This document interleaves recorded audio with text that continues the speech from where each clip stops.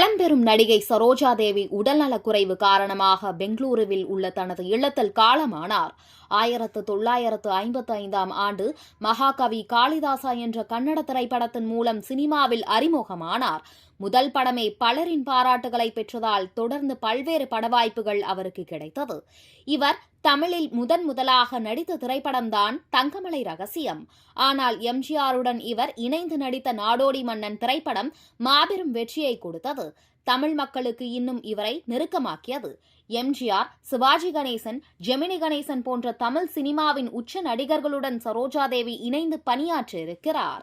தமிழ், தெலுங்கு, ஹிந்தி, கன்னடம் என கிட்டத்தட்ட 30 வருடங்களில் மட்டும் 160ற்கும் மேற்பட்ட திரைப்படங்களில் கதாநாயகியாக நடித்த ஒரே நடிகை என்ற பெருமை எப்போதும் இவருக்கு உண்டு. 1969ஆம் ஆண்டு பத்மஸ்ரீ விருதும் 1992ஆம் ஆண்டு பத்மபூஷன் விருதும் பெற்றுள்ளார். குறிப்பாக தமிழக அரசின் கலைமாமணி விருதும் இவருக்கு வழங்கப்பட்டிருக்கிறது. நடிகை சரோஜா தேவி என்றாலே பலருக்கும் நினைவிற்கு வருவது கோபால். ஆமாம் கோபால், உங்களின் உண்மையான அன்புக்கு முன்னால் என் நடிப்பு தோற்று போனது கோபால் என்ற வசனம் அல்லது சிட்டுக்குருவி முத்தம் கொடுத்தேன் என்ற பாடல்தான் நினைவிற்கு வரும். ஆதவன் படத்தில் வரும் எங்கே பானர்ஜியை காணோம் என்ற வசனம் மூலம் காமெடி கலந்த குணச்சித்திர நடிகையாக நடித்து இன்றைய தலைமுறையின் மனதிலும் இவர் இடம் பிடித்துள்ளார். சரோஜா தேவி என்றால் உங்களின் நினைவில் வருவது என்னவென்று கமெண்ட் பண்ணுங்க.